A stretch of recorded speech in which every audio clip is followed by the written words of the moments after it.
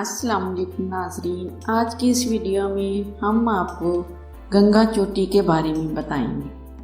اس سے پہلے کہ ہم اس کے بارے میں بتائیں، آپ سے درخواست کرتے چلیں کہ یوٹیوب کے اس منفرد چینل دلکش ٹی وی کو سبسکرائب کرتے ہوئے ساتھ موجود گھنٹی کے بٹن کو بھی دبا دیں تاکہ ہر نئی آنے والی ویڈیو کی نوٹیفیکیشن آپ تک باقاعدگی کے ساتھ پہنچتی رہے۔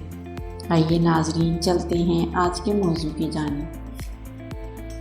گنگا چوٹی باغ آزاد کشمیر میں واقع ہے۔ یہ پیر پنجال کے پہاڑوں میں واقع ہے۔ اس کی بلندی 3040 میٹر 9989 فٹ ہے۔ یہ اسلام آباد سے تقریباً 200 کلومیٹر دور شمال مشرق کی طرف ہے۔ باغ سے بزریہ جیپ سدن گلی، جہاں سے راستہ اوپر کی جانب گنگا جھیل کی طرف جاتا ہے۔ یہ جگہ باغ کے خوبصورت ترین مقامات میں سے ایک ہے۔ یہاں سے گنگا چوٹی تک 3 منٹ کا پیدل سفر ہے۔ حالانکہ یہ کوہ پیمائی کے لیے ایک آسان چوٹی ہے، لیکن طوفانوں کے باعث کوہ پیما مارے بھی جاتے ہیں۔ اس چوٹی سے کوہ ہمالیہ کے ایک انتہائی خوبصورت نظارہ دیکھنے کو ملتا ہے۔ اس پہاڑی سے دریائے جہلم کو پانی ملتا ہے۔ باغ شہر میں ایک پل آتا ہے جس سے بائیں جانب گنگا چوٹی کا راستہ ہے۔ یہاں سے 28 کلومیٹر دور سدن گلی اور وہاں سے 7 کلومیٹر جیپ ٹریک ہیں۔ گنگا چوٹی کے خوبصورت میدان دیکھنے سے تعلق رکھتے ہیں اور یہاں سے سامنے مقبوضہ کشمیر کے خوبصورت پہاڑ بھی نظر آتے ہیں۔ پشاور سے براستہ گڑھی حبیب اللہ مظفر آباد پہنچیں اور وہاں اپنی تھکن اتاریں۔ مظفر آباد آزاد کشمیر کا انتظامی دارالخلافہ ہے جو اس مقام پر واقع ہے، جہاں دریائے نیلم اور دریائے جہلم کا ملاپ ہوتا ہے۔ جو چیز اسے دیگر شہروں سے ممتاز کرتی ہے وہ ان پہاڑوں کی خوبصورتی ہے جو اسے چاروں طرف سے گھیرے ہوئے ہیں۔ سیاحوں کی وجہ سے کچھ مراکز اتنے خوبصورت ہیں کہ انسان کا واپس جانے کو دل ہی نہیں کرتا۔ بس خیمہ ہو، چائے ہو اور پڑھنے کے لیے بہت سی کتابیں ہیں، کیونکہ دل لبھاتی وادیاں، برف پوش کوہسار، گرتے جھرنے، پھوٹتے چشمے، پرندوں کی کلکاریاں، درختوں کے لشکر، پرسکون جھیلیں، جھومتے بادل، زندگی کے ہنگاموں سے کٹ کر ان کی پرسکون آغوش میں رہنے کو دل کرتا ہے، اور ان کا پرسکون دل و دماغ کو ایک نیا جیون عطا کرتا ہے۔ انسان جی اٹھتا ہے جیسے رحمت بھری بارش سے مردہ زمین جی اٹھتی ہے۔ مظفر آباد سے دوسرے دن اپنی منزل گنگا چوٹی کا سفر شروع کریں۔ گنگا چوٹی کمال کی جگہ ہے جس کے سحر میں انسان ڈوب جاتا ہے۔ گنگا چوٹی میں ایک چاشنی ہے، ایک سرور ہے۔ یہ جگہ ایک کیفیت کا نام ہے۔ اونچے اونچے درختوں اور بلکھاتی سڑکوں کے پرپیچ اور پرخطر راستوں سے ہوتے ہوئے خوف کے سائے ساتھ چلتے ہیں۔ ایک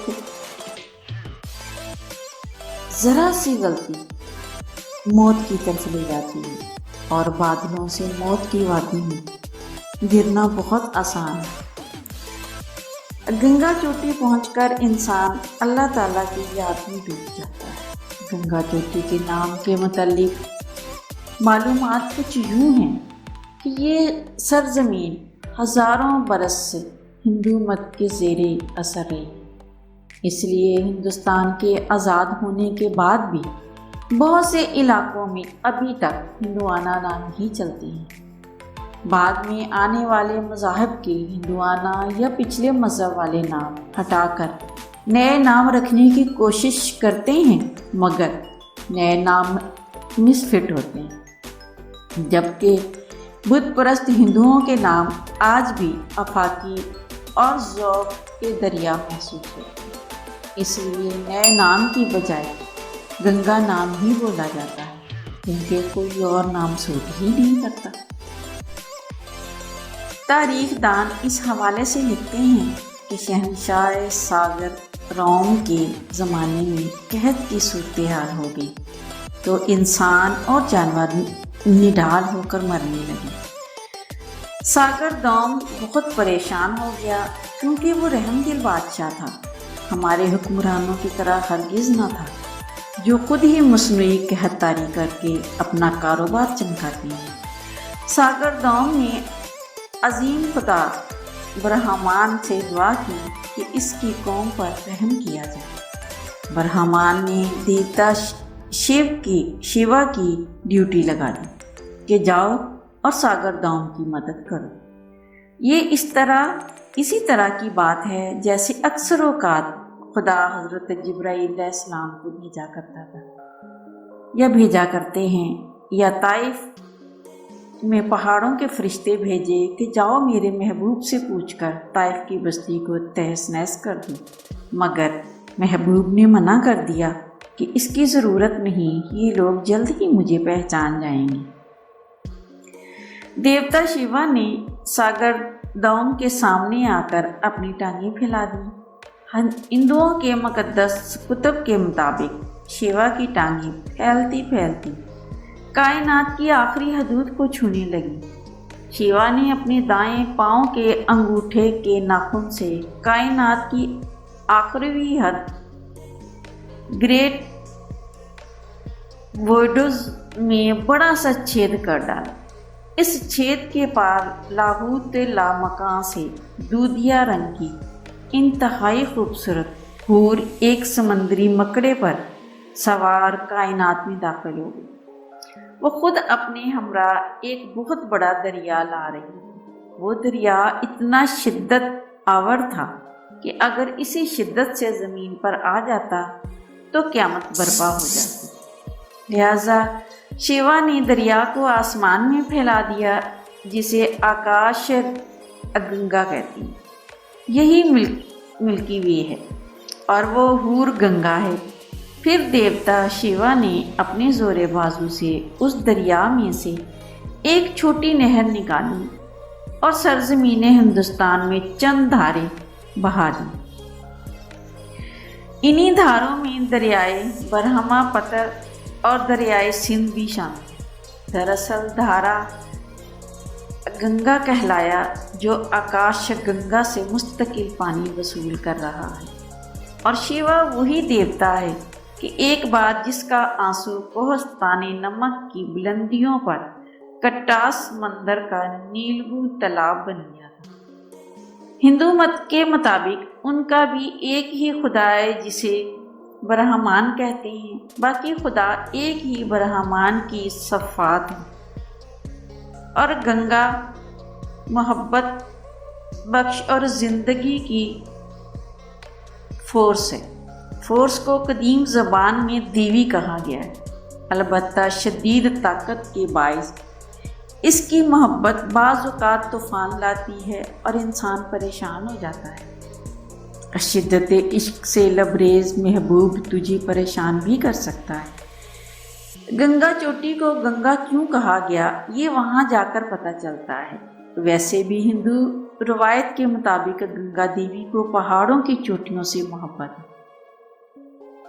مظفر آباد سے گنگا چوٹی کے راستے میں اکثر بارشوں کی وجہ سے لینڈ سلائڈنگ ہو جاتی ہے تو راستہ خطرناک ہو جاتا ہے۔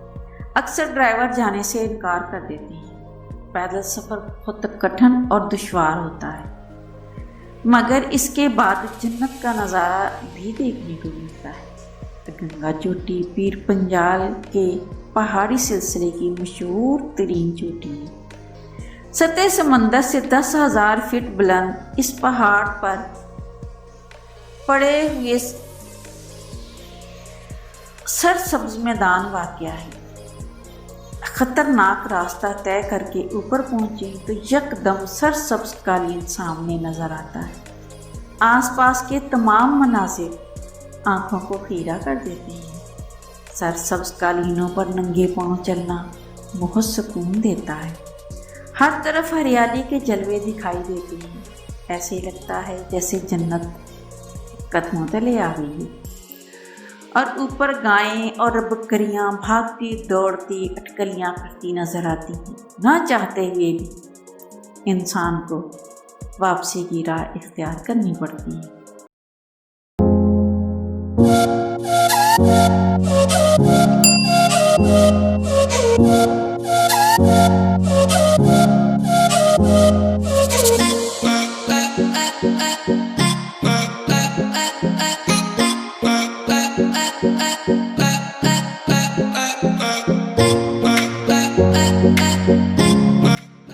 پیارے ناظرین، امید ہے آپ لوگوں کو یہ ویڈیو بھی ضرور پسند آئے گی، اور پسند آنے کی صورت میں اسے لائک کیجئے، فیس بک، واٹس ایپ اور اپنے دیگر سیاحت کے شوقین دوستوں کے ساتھ شیئر کرتے ہوئے ہماری حوصلہ افزائی بھی کیجیے، اور کمنٹ باکس میں اپنی قیمتی تجاویز سے ضرور آگاہ رکھیے گا۔ آج کی ویڈیو میں بس اتنا ہی۔